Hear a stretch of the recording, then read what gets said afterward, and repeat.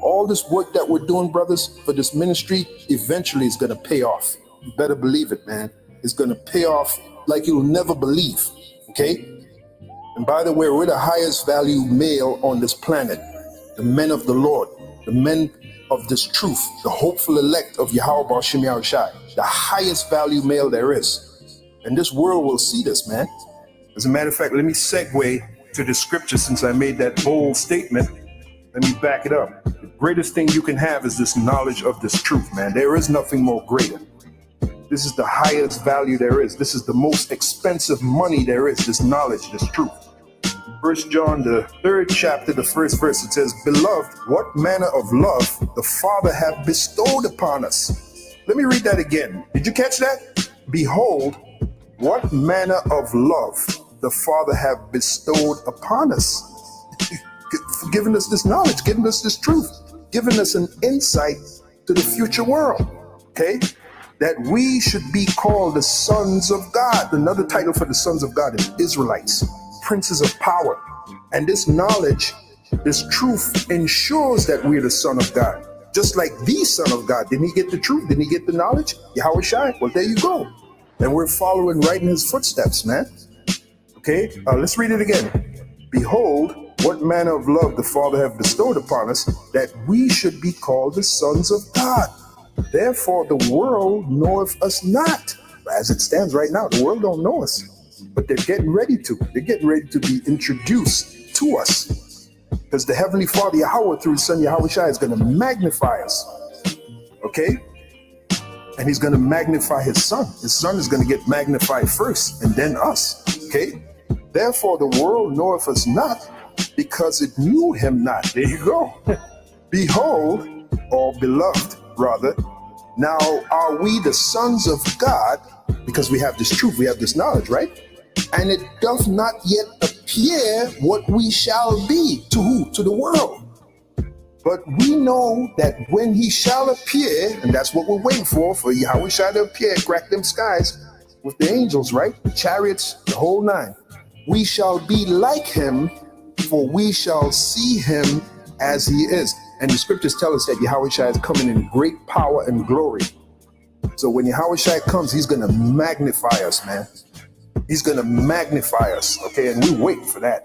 Blessed be the God and Father of our Lord Yahweh Shai, who hath blessed us with all spiritual blessings in heavenly places in Yahweh Shai, according as he hath chosen us in him before the foundation of the world, that we should be holy and without blame before him in love, having predestinated us unto the adoption of children by Yahweh Shai to himself, according to the good pleasure of his will, to the praise of the glory of his grace, wherein he hath made us accepted in the beloved.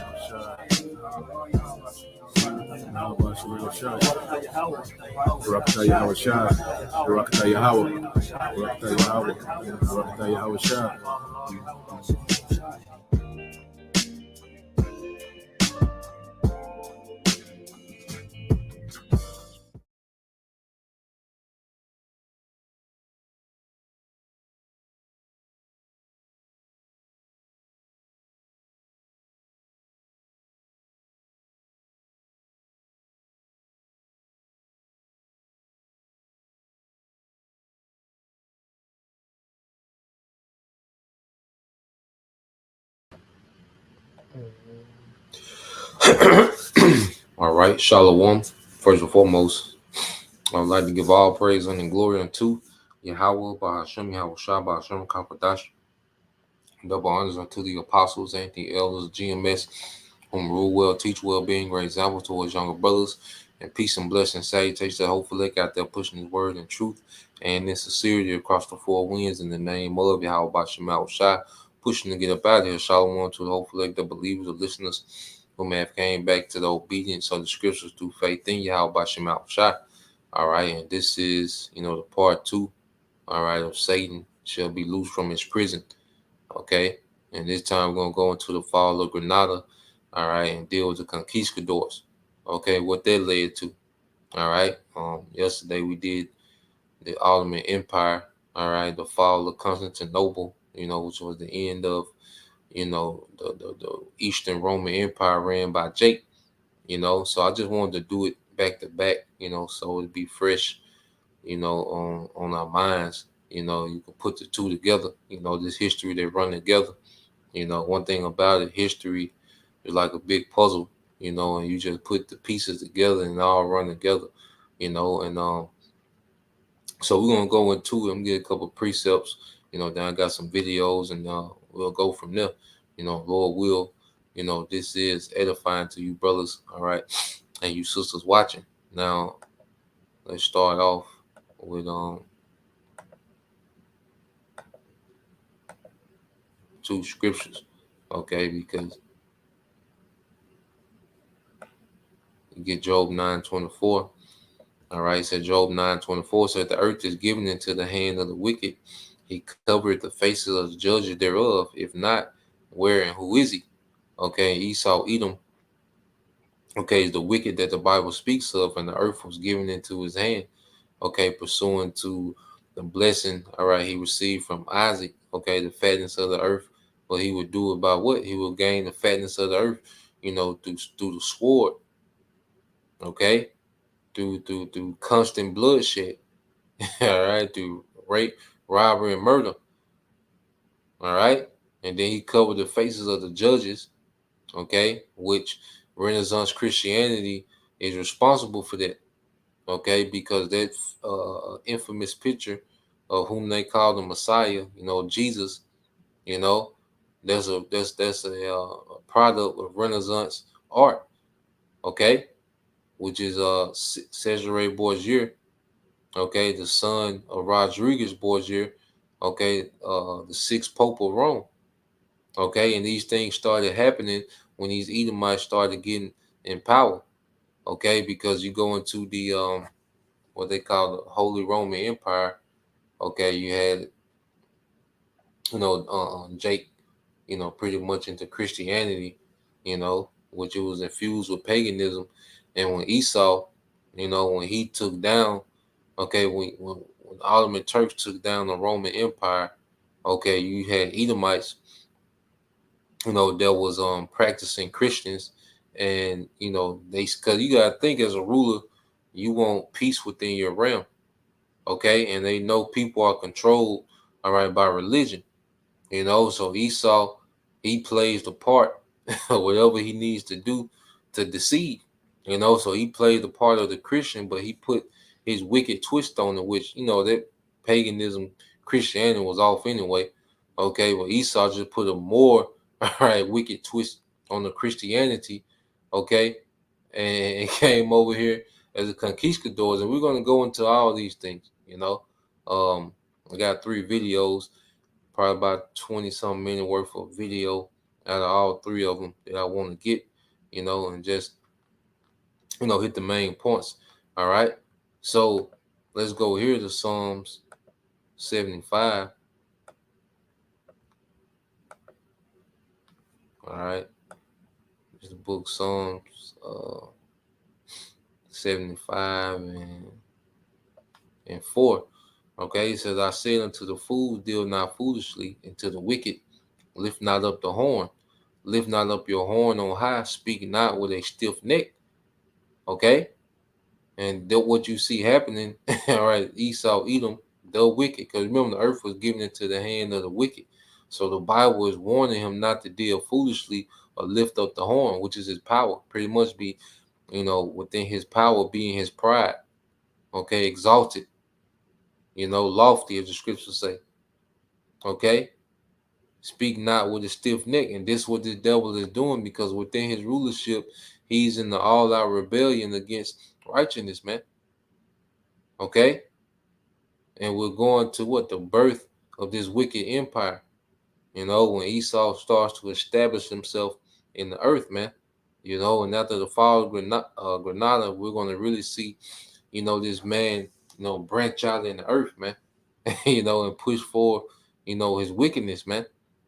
Okay, this is Psalm 75 and 6. It said, for promotion coming neither from the east nor from the west, all right, nor from the south. But the Most High is the judge. He put it down one and set up another. Okay? And the Renaissance period was a time where Esau being set up. Okay, but now we're in the fall. Now we're in the time. All right, that this man is going to fall. He's going to be put down. All right, but we're going to deal with him being set up in power. And one thing about it, when prophecy, all right, is with you, all right, you can't lose. Okay, and that should motivate us knowing what we know. Okay, when prophecy is for you, you can't lose. You know, and you know, as we watch these videos, we're going to see these things how the devil just, you know, he had favor, you know, to come in power. Now, um, let me cue up the first one.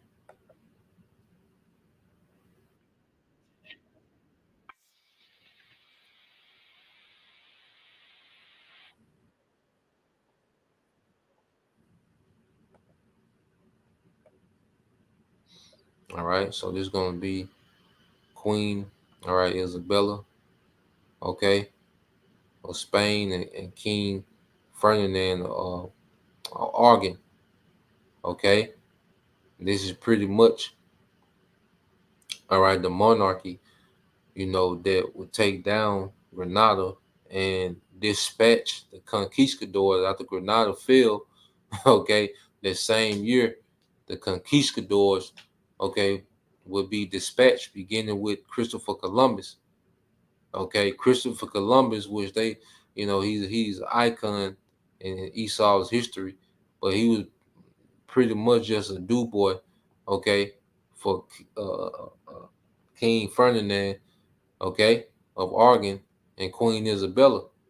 Okay, and he came back with the report, and they will send out more conquistadors. Okay, but it was after the fall of Granada, so we're gonna let it play, you know, and we'll go into it.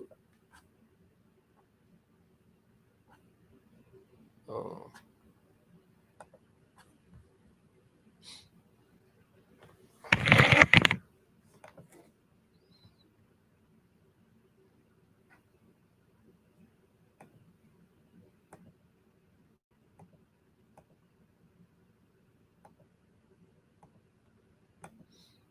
yeah.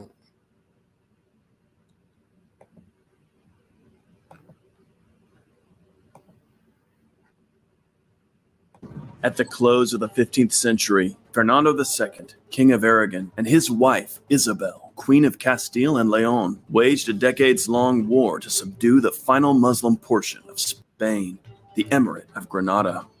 For Queen Isabel, this was a deeply meaningful crusade. Her ancestor, Saint Fernando, King of Castile and Leon, had conducted a grand campaign to subdue Cordoba and Sevilla.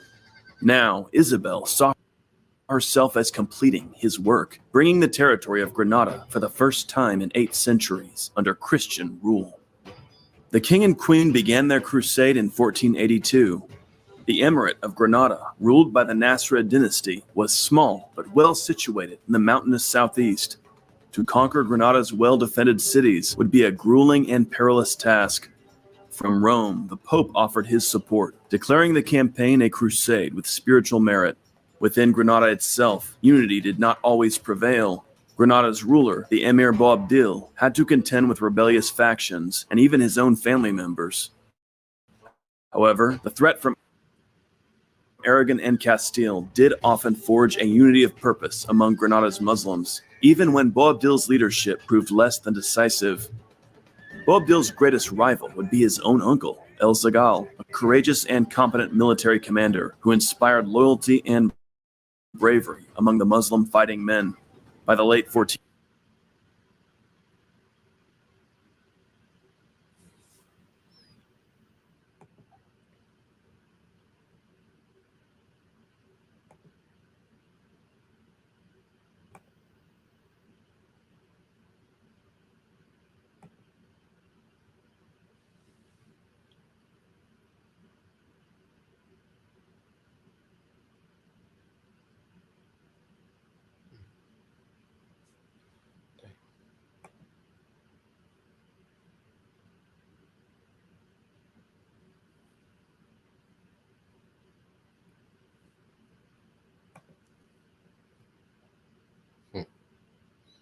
It would buffer now, you know, but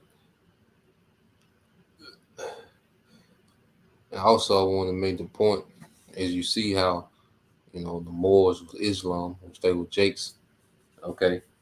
And you had the Ottoman Empire, they was, Islamic as well. And that goes to those Islamic caliphates, that pretty much had different dynasties in their region, from around 650, AD, to about 1150 AD. Ishmael, had a pretty long run in their region. He converted a lot of people, to Islam. Ishmael had, had some dynasties over there, and and that's the thing about it. Who's ever in power, they get to push their belief. They get to enforce their belief. Okay, so you had Ishmael with them caliphates, and with the Moors, pretty much they started off as a mercenary group from northern Africa, and they was left over there pretty much to be a garrison, for the Umayyad Caliphate over there in the Iberian Peninsula, which is Portugal and Spain. Okay, but Jake did what they do best, man. They formed the empire, the Moorish Empire, in their region, with Spain. Okay, but what you had, them Edomites, as I say, they was coming back in power of their time, and they were just chipping away, at these European, monarchies, all right, that had been ruling. Okay, I might have to restart it, refresh it, and get it back on. Tripping. There's nothing more powerful than you making your thing happen, doing business on your terms. During the campaign, a crusade with spiritual merit. Within Granada itself, unity did not always prevail. Granada's ruler, the Emir Boabdil, had to contend with rebellious factions and even his own family members. However, the threat from Aragon and Castile did often forge a unity of purpose among Granada's Muslims, even when Boabdil's leadership proved less than decisive. Boabdil's greatest rival would be his own uncle, El Zagal, a courageous and competent military commander who inspired loyalty and bravery among the Muslim fighting men. By the late 1480s, Fernando and Isabel had made much progress, but El Zagal remained their greatest opponent in the crusade. While Boabdil ruled from Granada, El Zagal held the powerful coastal fortress of Almeria, one of the key strongholds still in Muslim hands.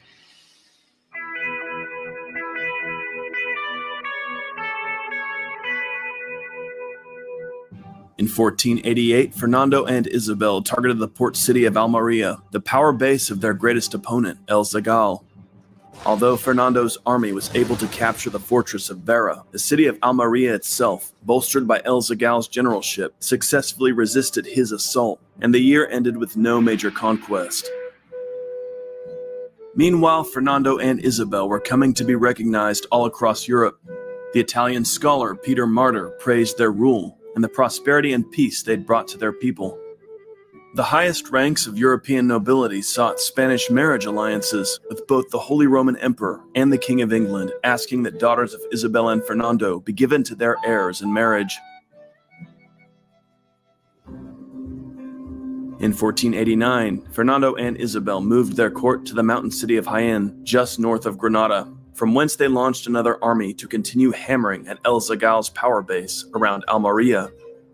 Meanwhile, the bulk of the summer was spent advancing on the Moorish fortress of Baza, one of El Zagal's important strongholds.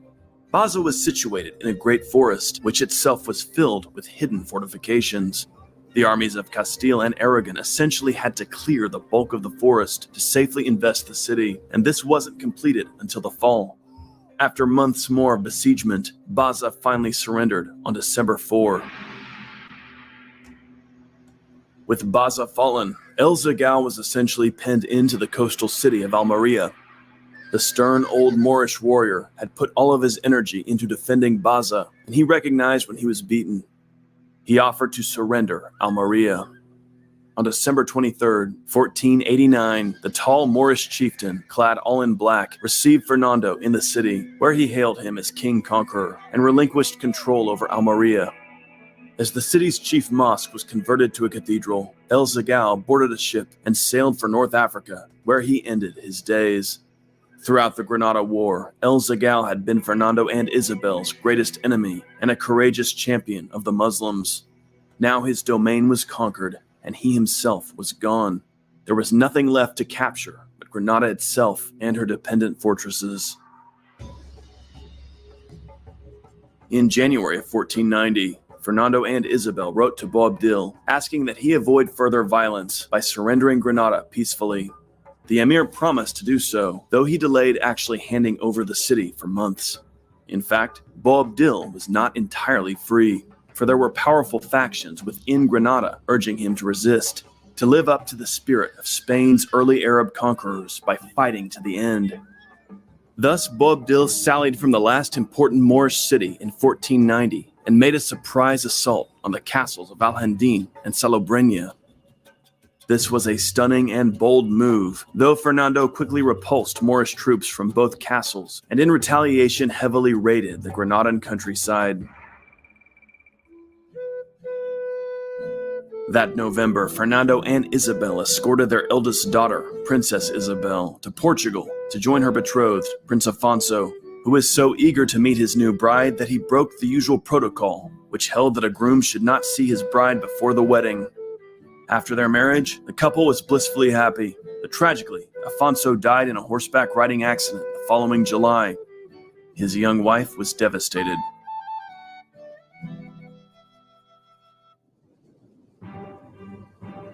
That tragedy still lay in the future in April 1491, when King Fernando and Queen Isabel, along with their son Prince Juan, and an army some 80,000 strong, larger than any in the history of the Reconquista, set out for Granada, intent on reducing that city once and for all. As the army set in for the siege, a permanent military base, Santa Fe, was built near Granada, and the Duke of Cadiz defeated the Moors in a skirmish outside the city. However, in August, news arrived of the death of Princess Isabel's husband, Prince Afonso of Portugal, and the news devastated the royal family. That same month, Princess Isabel rejoined her family at Santa Fe, inconsolable in her sorrow, insisting that she would never remarry and would wear only coarse wool for the rest of her life. Queen Isabel, always close to her eldest daughter, was deeply distressed by her child's sorrow, but as ever maintained a serene bearing, never showing her sadness. She believed that it was absolutely necessary that she maintain poise for the good of the army's morale.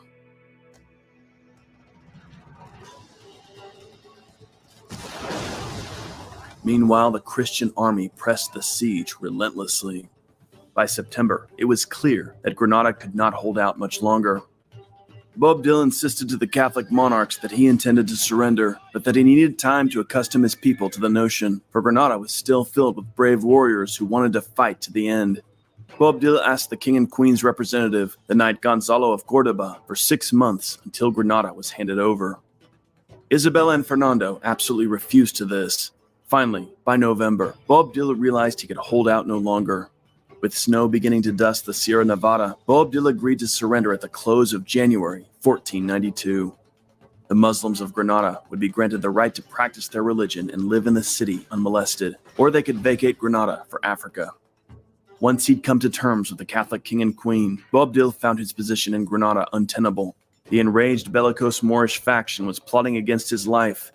He wrote again to Isabel and Fernando, asking that he be allowed to abdicate on January 2nd, and that a contingent of Christian soldiers enter the city the night before to guard his own life. Fernando and Isabel agreed to this. Before I took the Google IT support certificate, I didn't have any background with IT, and now I'm working full-time as a service desk.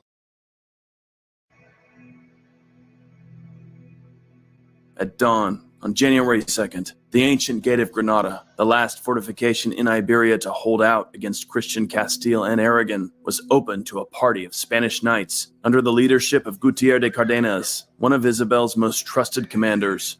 Boabdil himself met them, placing in Gutierre's hand a document in which he formally renounced the city. Gutierre's first act was to have an altar raised in the middle of the Alhambra, where a priest in his company at once said Mass. Gutierre's men took possession of the Alhambra. 3 cannon shots were fired, announcing that Granada was in Christian hands. Now, the whole of the Christian army marched out of the camp at Santa Fe toward Granada. By 3 o'clock, they arrived, the king and the queen at their head.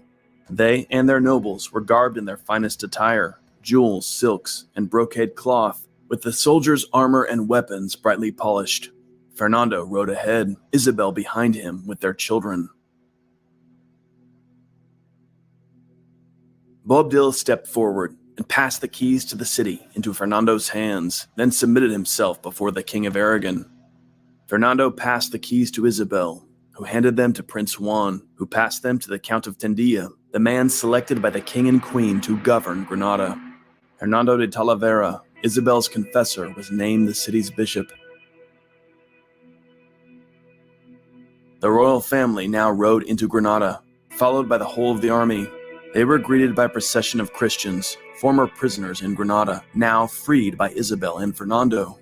Isabel received the Christians with great joy, then had them immediately led to Santa Fe, where they were fed and bestowed with gifts. Hernando de Talavera climbed to the Alhambra's high tower, where he raised a cross and cried out, Ave Cruz, Spes Unica, hail to the cross, our only hope. Next, the king and queen's banner, along with the flag of Santiago, were raised over the citadel. Trumpets blasted, cannons fired, and the Christians spread throughout the city, singing joyously. Meanwhile, Granada's Moorish population watched in quiet silence and horror as their city, the last city of Al-Andalus, passed into Christian power. For both sides, it was a moment of profound emotion.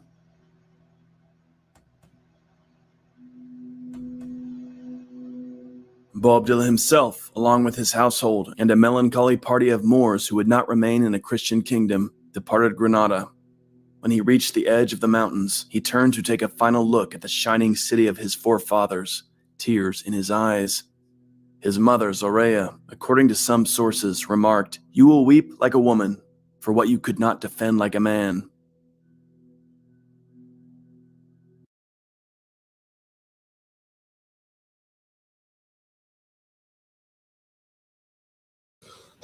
So there was the fall of Granada, all right, which was in 1492, okay, January, all right, and then you will have Christopher Columbus, all right, and these niggas didn't waste no time when Granada fell, okay. Let's see. So now we're gonna go into the Conquistadors, okay, because this.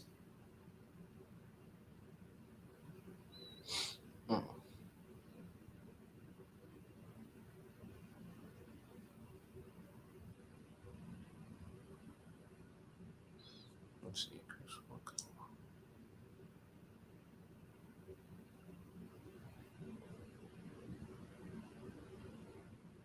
All right, and when Christopher Columbus came, he was sent, he was financed by King Ferdinand and Queen Isabella to come to the Americas, okay, that same year. All right. And his first voyage was August 3rd, 1492. Okay, so 7 months later, all right, after Granada fell, Christopher Columbus sailed to the Americas, all right, and he came back with the report, like, look, we can enslave these people. They so naive, they so friendly, we can we can enslave these people. They got gold, okay. So he came back with their report to the throne, and then you will have the conquistadors sent out,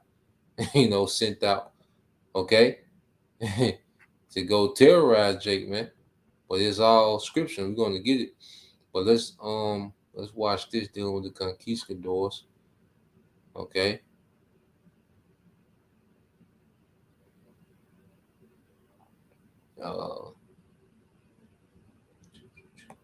And then you will have, because it was a spirit of the Apostle Har, went into it. The apostles went into it on the block, where you have the what they call the the Papal Bull of 1493. Okay, now when you go into it, let's get there first, and then we'll get into the doctrine of discovery, and then we'll go to the Conquistadors. And it should tie in all together. So you have what you call the uh,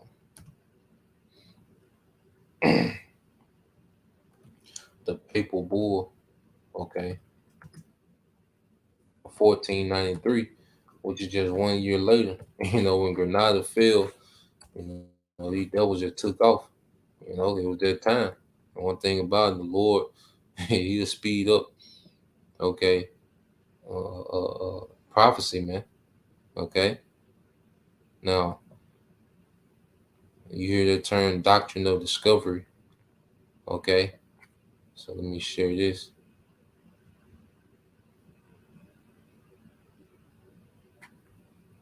Let me blow it up. So.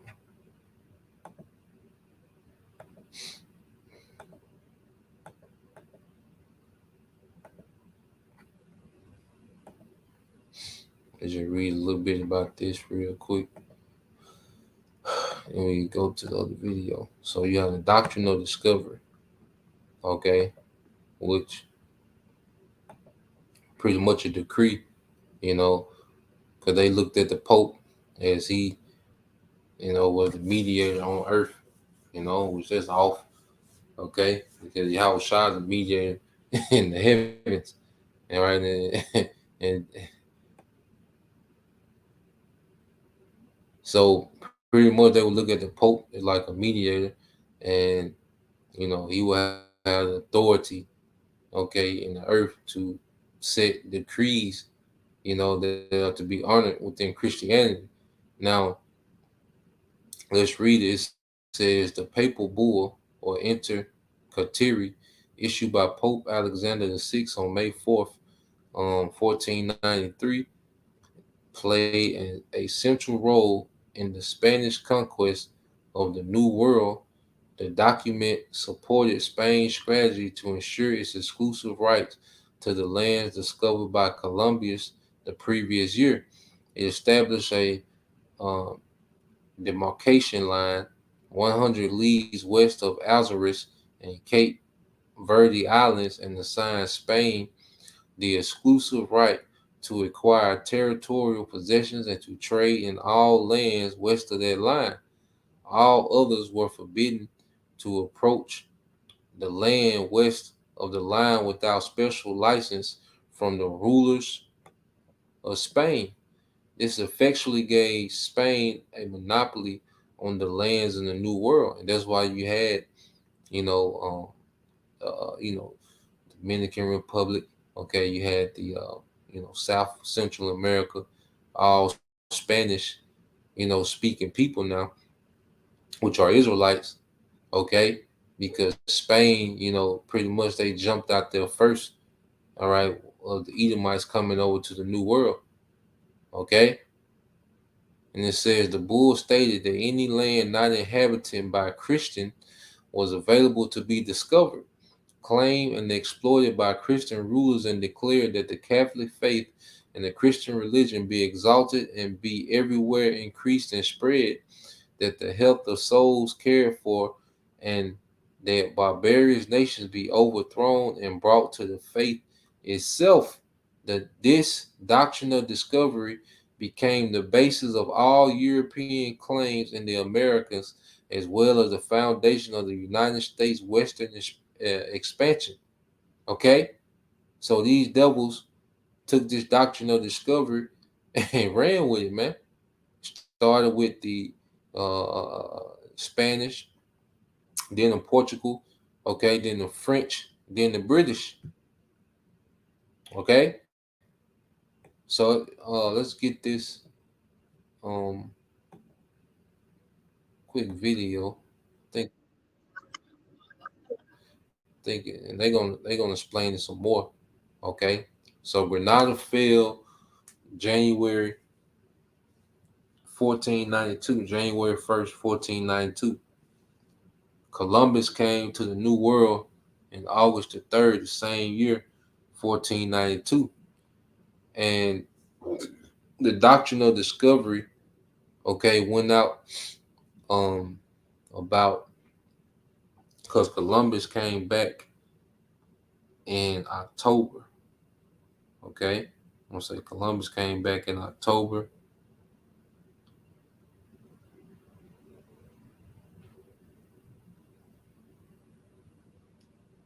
No, Columbus. Let's see when he came back.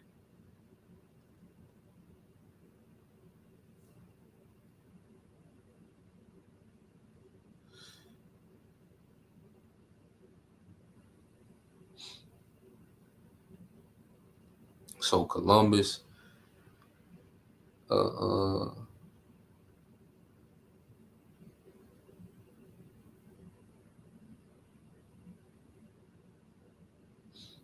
let's see when he came back for a voyage.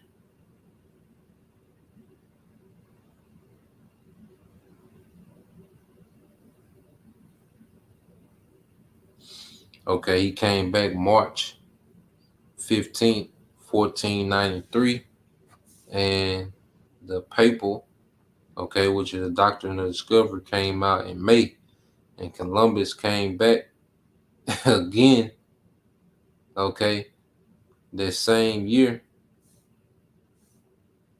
in 1493, you know, to pretty much claim land for the throne of Spain.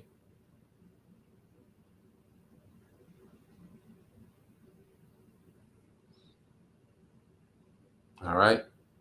So now let's get into the doctrine of discovery. All right. But remember, when Granada fell, things started moving, extremely fast. you know.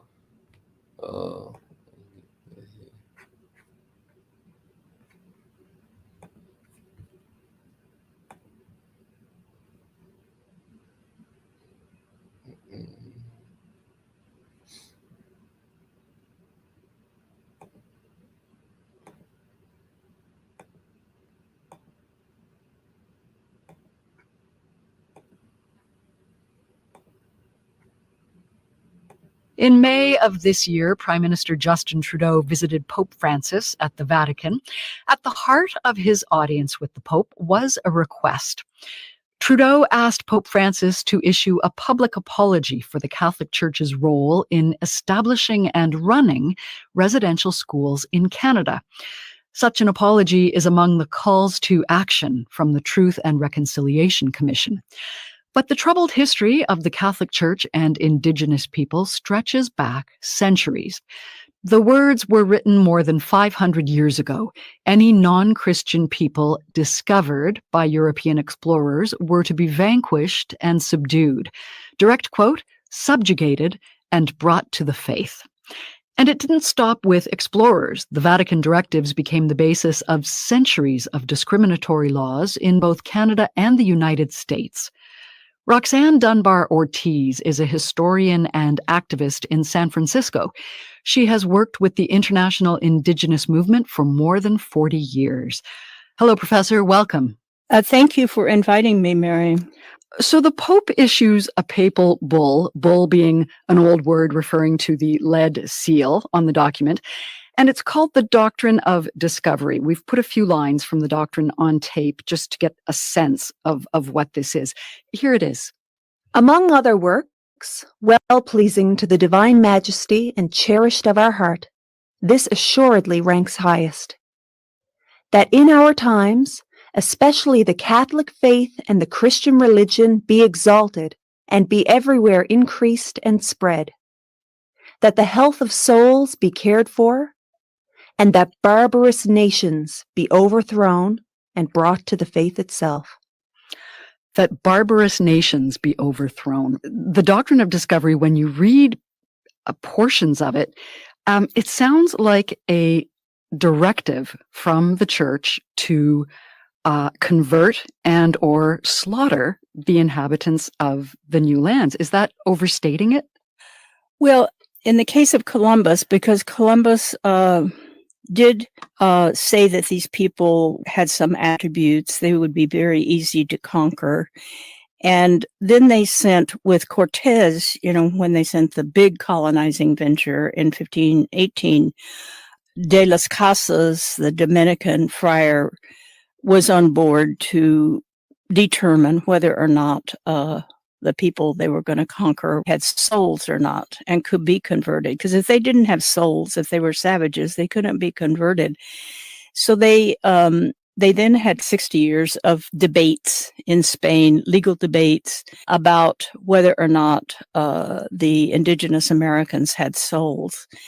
You have to understand that the church and the state both were colonizers, and they each had economic interests. So they wanted the labor of the native people. And for them to get that, they had to have, they had to convince the Holy Roman Empire, the Pope, that these people had souls. In the minds of the monarchies, in the minds of church authorities, would this have been more than a quest for land? Are we talking about a quest for souls as well, just to find people and convert them to Christianity? No, not really. It was a quest for domination, looting, taking the wealth, administering. Settler colonialism really came, was an invention of the British later on, who carried the doctrine of discovery for their own. But they in North America, their North American colonies, created a settler colonialism. But it definitely was to control those people and to the right to take all their resources and any of their land that they did wish to take. So the doctrine became the foundation of a number of laws in the United States and in Canada over the centuries. Absolutely. Quite recently in Canada, the Truth and Reconciliation Commission found that the inspiration for residential schools could be traced back to the doctrine of discovery. It's that far-reaching? Absolutely, that they had the right to break up families, children. This was true of the Spanish, and the mission systems they developed. They separated the families, separated the men and the women. They could do anything they wanted with the people, because not only did they own the land, but the people, their labor, everything. So it's completely entrenched in the legal system of both countries, and of course throughout Latin America as well. This is the basis for the boarding schools, the basis for genocide. What do you think is the spiritual cost when the laws of the land regard you as less than human? Well, it's, the moral fabric of the whole society is corrupted. Of course, the main victims are the people who are so regarded. The land is taken in order to make plantation land agribusiness worked by slave labor, but those slave bodies are also bought and sold and used as collateral, as exchange. And then the land, which cannot be separated from people or all other living things from the indigenous point of view, is broken down into small plots that are commodities, sold on a piece of paper as commodities. So just as the slave is sold as on a piece of paper, but it's a real body and it's real land. So we have a kind of analogy, between the land as a body of the native people and the body of slaves. But I think that applies also in Canada, where the people are removed from their relationship with what is a part of their body, and that is the land and the resources and all the other living things. So that's deeply traumatic and cannot be patched up without restoration of land, particularly sacred sites that have been taken very purposely to kill the religions. So, and then we have the policing thing. You have your Royal Canadian Mounties in Canada, and you have the Texas Rangers and all these rangers, these different Tennessee Rangers under Jackson. And these are the kind of off the shelf enforcers who have really no controls on them. Often they don't even, at least the rangers, don't even have a code of behavior. I think we understand the oppressive policing because of the slave patrols under the Cotton Kingdom and African Americans, but we understand less about the police violence, the numbers of incarcerated First Nations people and just killings, police killings and torture and all kinds of things that also create that trauma. But I do think that boarding schools overall is the one uppermost, in North America, unique to North America colonization, that is an institution that it's so wonderful that the First Nations people in Canada have done a thorough investigation of the boarding school system. It's just getting started here, and it doesn't really have the kind of support that First Nations were able to garner to get the government committed to it. But there's no real reconciliation without restitution. Well, you've The restitution gonna come through your house shot. Okay. Now, as you heard it, okay, the doctrine of discovery, it made the indigenous people, all right, to the northern tribes, less okay than human. Okay, and this is the Christianity that niggas defend today. You see, you have Jake that follow camps around, pop up to the camp and want to defend, all right, Christianity. Well, this is the basis of Christianity, man. Slaughterhouse. Okay? Convert or be slaughtered. You see? A matter of fact, get the discovery. It don't matter who's on the land. If you're not a Christian, we taking that. Okay? You see? And this is the plantation Christianity that niggas defend so vehemently. Niggas fight tooth and nail for this Christianity, man. Okay? And all these things were prophesied, to happen to us as a people, for our disobedience, man, because, the Lord, let's get a few quick precepts. Okay? Because our homeland is Israel anyway. Okay? But we were scattered, all right, due to prophecy. All right, and we was conquered due to prophecy, man. So let's get that. Because us being scattered and removed from their land is a punishment within itself. Okay? We supposed to be in Israel, okay, ruling in righteousness, man. But disobedience had us scattered throughout the earth, man. All right, this is the book of Deuteronomy 28:64 says, "And the Lord shall scatter thee among all people from one end of the earth even unto the other, and thou shalt serve other gods which neither thy father, which neither thou nor thy fathers have known, even wood and stone." Because you had the indigenous people, okay, which was the northern tribes, they got into, idolatry, which they picked up heavily from who? The Assyrians, man. Okay? But us being scattered is a curse within itself.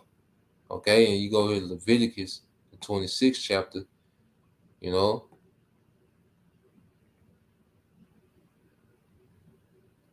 All right, this is Leviticus. All right, penalties of disobedience. 26:14 said, "But if you will not hearken unto me, and will not do all these commandments, and if you shall despise my statutes, or if your soul abhor my judgment, so that you will not do all my commandments, but you break my covenant, I also will do this unto you. I will even appoint over you terror, consumption, and the burning egg," which is a disease, okay, a fever. All right, because another thing, the conquistadors came with that smallpox, man. But all these things were prophesied, man, for disobedience. It said, "They shall consume the eyes and cause sorrow of heart, and you shall sow your seed in vain, for your enemies shall eat it." Okay? And how did they do that, man? Taking the land. Okay? Because all the you know, the farms, you know, hey, Esau came and took all that over, man. Okay? And he didn't just take the farms, he took over the people. You see?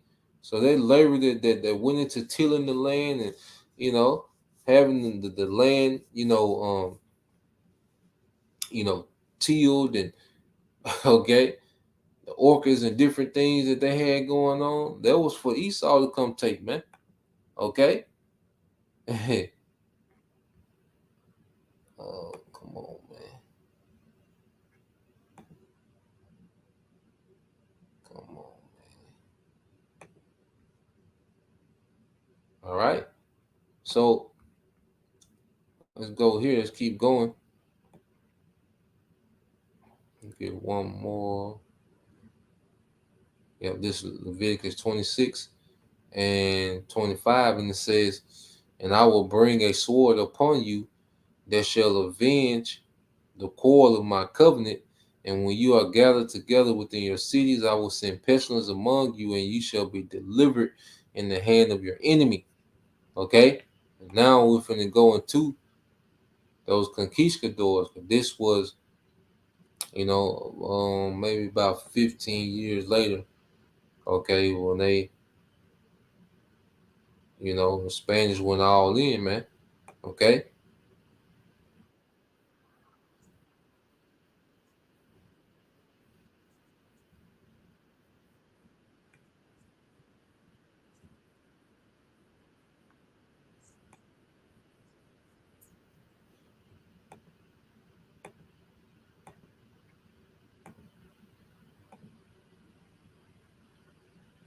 Hey, you ever seen a wealthy person or a wealthy family or a jet owner? Like, I got a jet, I'm sorry, You ever done because of their exploits and their leader, Cortez.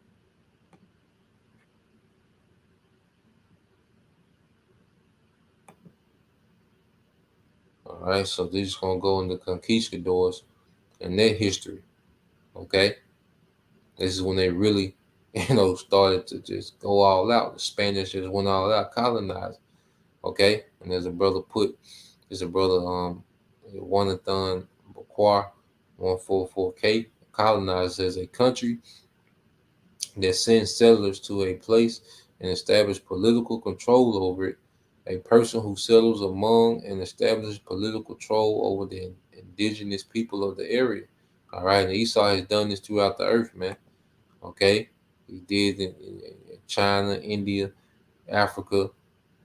Okay, Australia. You see, he's done this everywhere, man. Okay, and especially over here in the Western Hemisphere, man. All right, so now let's go into the conquistadors. We get a couple more, then we'll close out. But I'm gonna let this play and they give you the rundown of the conquistadors, man, and what they was into and what they had going on, man. You know. From their unyielding thirst for gold to their destruction of the Aztecs and Incas. Stay tuned to number 1 to find out 10 crazy facts about the Spanish conquistadors.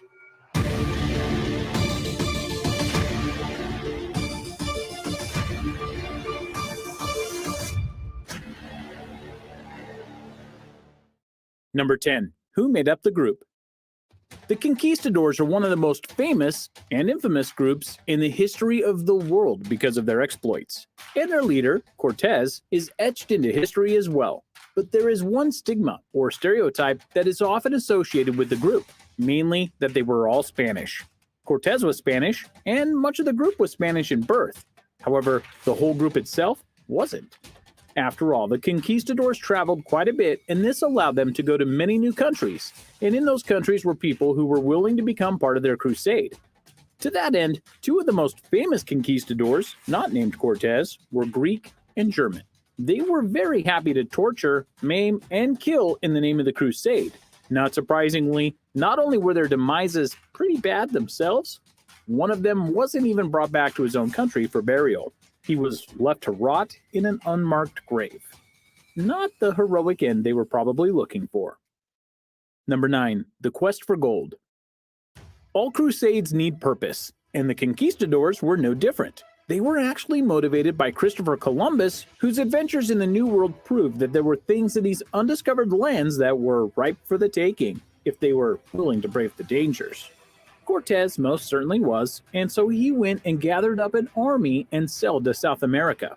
Their biggest motivation was gold, which would be a motivating factor for many explorers to come, and they made their way for South America where they knew the gold would be.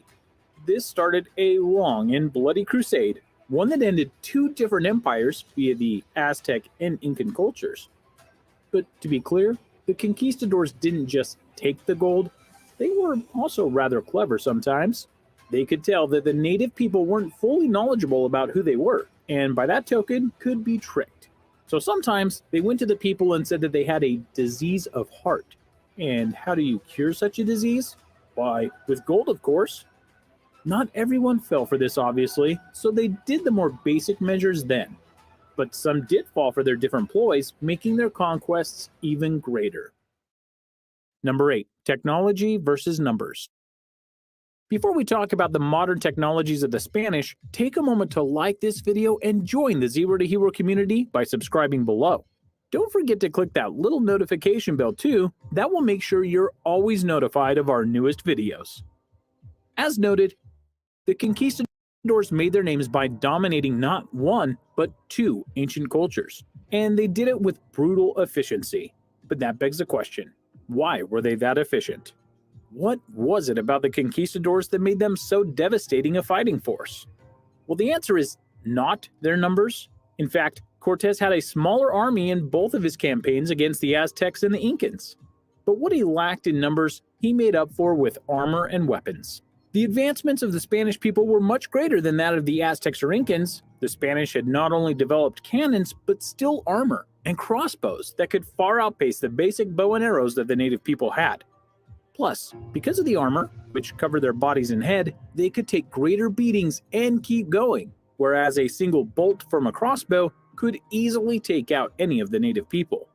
Plus, while primitive, they did have muskets, and they used them to strike fear into the natives, causing them to panic and flee.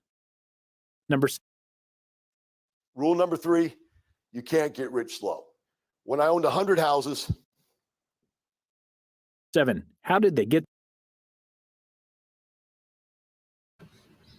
And pretty much, Esau, the Most High had Esau like a god to the Aztec and Incas, man, which were his two, major empires, of the northern tribes, in the New World. Okay, it was a point to where, they were like, we can't kill this nigga, man. They looked at Esau there and they're like he was immortal, man, because it took so much to kill one of them, man. Because they had, their steel. The Most High allowed them to be advanced, beyond the Incas and Aztecs for a purpose, man. Because this was the Lord getting that Jake, man. Okay? It must be for the sake of prophecy, man. All right?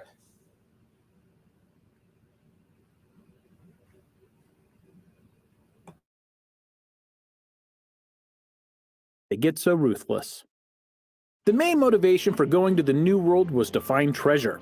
But as many in the modern era will note, wanting to find more treasure and having the stomach to continue finding treasure when things turn sour are two totally different things. The conquistadors are revered for their strength, determination, and ability to push through things no matter the odds. But how did they get that way? Well, before they set off on their journey, Spain was a part of the Italian Wars, which lasted over 60 years. This experience granted most of the members of the Cortez party with the ability to stare down the barrel of a fight and not blink. Not to mention, they were used to being undermanned and sometimes outgunned, and yet they pushed through. This was one of the biggest hurdles of their crusade. They weren't able to bring in more men, yet they didn't care. They knew they could get the job done with the men they had, and that experience and determination is worth more than gold to many. So through sheer will and grit, they blasted through South America, and the world has never been the same. Number 6. The Cousins Cortez. When talking about the Spanish conquistadors, the name that most people think of immediately is Hernan Cortez, for he was the one who led the charge against the Aztec Empire and defeated its leader Montezuma in brutal fashion, though Montezuma's revenge did get some payback. But another key man of the group, one who went and conquered the Incan Empire, was Francisco Pizarro. The crazy thing about this, though, was that the two conquerors were actually cousins. Distant cousins, mind you, but cousins nonetheless. Talk about fighting with your family, am I right? Cortez was ruthless, and during his conquest of the Aztecs, he let nothing get in his way, even burning down temples and homes to prove his point. Pizarro, meanwhile, had 4 brothers with him on the conquest, and they were the ones who took down the Incans and in the process got the nickname of the Mafia of the Conquistadors. Either way though, this family meant business, and they got that business done. Number 5. 80%. There's no doubt that Cortez and the conquistadors had a big impact on South America, but what some people don't realize is just how big that impact really was. You see, before the conquistadors came, South America had a large population that had adapted to just about everything that the land threw at them. But when the conquistadors came, they didn't just bring weapons, they brought diseases too.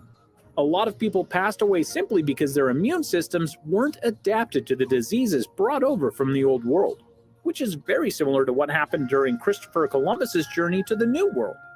But obviously, a lot of people passed away because Cortez and his crew were just plain fine with taking out as many people as they thought they could. Numerous massacres were done just because of certain beliefs that the conquistadors had, and not religious beliefs, mind you, but false claims and statements about uprisings and rebellions. By the time a century had passed since the arrival of the conquistadors, 80% of the native population had been wiped out. Number 4. The distribution of gold. So, the conquistadors went to try and conquer South America and beyond because of gold, right? And let me tell you, they found a lot of gold and were able to convince, trick, or straight up take the gold from the native people. So that begs the question, how much did each conquistador get for his work? That honestly depends on which army you're talking about, Pizarro's or Cortez's. Pizarro had a very fair mind when it came to treating his men well. After raiding tens of thousands of pounds of gold from the Incan people, he gave 45 pounds of gold to each soldier and 90 pounds of silver. Just in gold, that's around $800,000 in modern value. So imagine what that had been worth back then. And the silver would have had less value, but still worth a lot. As for Cortez, well, he was a pretty greedy guy. So much so that he held big cuts of the gold for himself and his officers, as well as to the King of Spain. So the soldiers got a mere pittance compared to the others. It is even said that Cortez may have hid large amounts of the gold so that nobody could get to it. Always try and work for the more generous guy. That's the lesson here. Number 3, horsepower. And I do mean horsepower literally here, as one of the biggest advantages that the conquistadors had over the Aztecs wasn't just that their weapons and armor were superior, it's that they had something else that their foes hadn't seen before. Horses. Think about it. Do you see horses that often in South America? No, because they didn't exist naturally there for a very long time. So imagine now that there's an alien force trying to conquer your land and they're riding these beasts that you've never seen before. How do you think that's going to go over? Then you need to remember that the conquistadors were trained on their horses as cavalry. As such, they were not only well equipped to fight the Aztecs, but they could charge them with a speed and ferocity that must have seemed godlike to the Aztecs. True, the horses could be killed, but their looks, especially with the riders on them, and the sounds they made was something to fear. Number 2, help from the locals. You might think that because they conquered the Aztec nation, that the conquistadors did it single-handedly, especially given their tactical prowess. But that's not exactly true. In fact, although the Aztecs were powerful, that kind of power brings a lot of enemies to the forefront. Well, Cortez used this to his advantage, especially since Spain couldn't send more men to help him. He went and found local tribes like the Totonacs and the Tlaxcaltecas, rivals of the Aztec nation, and with their help they truly brought down the empire. But arguably just as important, Cortez had a translator, one who was very loyal to him. She helped them understand the language and customs of the people, thus giving them key insights into what to do next. Even conquerors need help sometimes. Number 1. Speaking Spanish. If you ever wonder why half of South America and many parts of Central and North America all speak Spanish, you can blame the conquistadors for that. Due to their domination of the area, they took out many of the native-speaking tongues that the tribes used and spread not only their religion, but their language as well. This spread throughout the centuries and now is an established part of the Americas. It's not dissimilar to how Alexander the Great paved the world in such a way that many people spoke Greek as its base language. What do you think about the impact of the conquistadors on South America? Let us know in the comments below, and take care.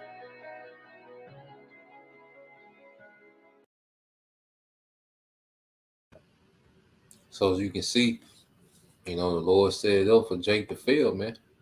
Okay, for prophecy had to be fulfilled. All right, and this man, they said they killed 80% of the population of Jake, man, showing you that the Lord had Esau in a particular spirit. Now imagine the times that we're coming into. He said it's gonna be the worst time ever. They said the Lord gonna put a spirit, like a madman on Esau, sparing none. He had that spirit then. So imagine what he finna do now with the weapon he has now, man. I just thought about that. But let's get a few precepts. I know we got the night shift tonight, man. But I'm gonna get a few precepts, a couple on the comment board. Yeah, man. But this is why prophecy is written like it's written. Let's get this in Micah first. Okay? Because these devils, they fulfilled they fulfilled it. One thing about it, the scriptures say none of these shall fail. No brother can put that with Isaiah 34:16. This Micah 2:1 said, "Woe to them that devise iniquity and work evil upon their beds. When the morning is light, they practice it, because it is in the power of their hand." Okay? And Esau, remember, the earth is given into the hand of the wicked. Okay? And what did he do within his power? Okay? The 1493, papal bull. Okay, the Doctrine of Discovery. Okay? Just a genocide and slaughter. It says, "And they covet fields, which is lands, and take them by violence, and houses, and take them away. So they oppress a man and his house, even a man and his heritage," man. They just pulled up and went to terrorizing, man. Okay? It said, "Therefore, thus said the Lord, behold, against this family do I devise an evil, and this family is Esau Edom." And this the Lord's movie. He does what he wants, because he was punishing us. Okay, but he was also setting Esau up for his punishment, man. Okay, and this is the Lord's movie, and this is how he wanted to play out. It said, "From which ye shall not remove your necks, neither shall you go haughtily, for this time is evil." Okay, so now Esau is going to have to deal with prophecy being against him. He did his thing when prophecy was with him. Now he's going to have to deal with prophecy being against him, man. Okay, let's get this in Revelation 13 and 9. It says, "If any man have an ear, let him hear. He that lead into captivity shall go into captivity. He that killeth with the sword must be killed with the sword. Here's the patience and faith of the saints," man. All right, and the saints of this time is the hopeful elect, man. This is our patience and faith, man. Okay, that the Lord is going to allow righteous judgment to go forth, man. He's going to allow, all right, Israel to get their lick back. Okay, let's get this here. Jeremiah 30, okay, and 16. Because we've learned our lesson, the devil still refused to let us go. As the brother put, we'll get that too. He said, "Therefore, all they that devour thee shall be devoured, and all thy adversaries, every one of them, shall go into captivity, and they that spoil thee shall be your spoil, and they that prey upon thee will I give for the prey." Okay, like the saying in the world, the rabbit gonna have the gun, man. Okay, you see, this the time we coming into, man, where the tides is gonna turn drastically, man. And see, that's why us repenting, the hopeful elect repenting plays a major part in what the Lord is getting ready to do in the earth, man. Because now the Lord is going to have mercy on His people, man. Because see, it was about us getting it. That's why, especially as a late man, things just been clicking. Like we get it. Like this captivity taught the elect what they need to know. Okay, it taught us their lesson. Okay, and as we constantly, as righteousness is constantly clicking to us, as we start to thirst for righteousness more, the Lord is finna intervene, man. Okay, so let's get these. All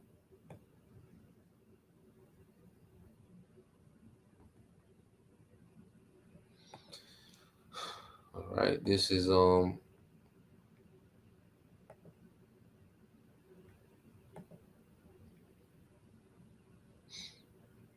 All right, this is Jeremiah 50 and 33. It said, "Thus said the Lord," is from the brother Anah out of Memphis, GMS. Look up. Shalom Makiah, Yahabashim Brakita. It says, "The children of Israel and the children of Judah were oppressed together." Okay, because of eventually, through the French and the British, you had the Southern Kingdom being hauled over here, man. In the books. Okay, it says, "And all that took them captives held them fast, they refused to let them go." Okay, and as you have a remnant that has repented, calling on to our power, the devil refuses to let us go, man. So the Lord's going to come take us by force, man. The same way that they came and took things by force, the Yahushua is going to come take us by force, man. It's Numbers 35 and 33. GMS look up.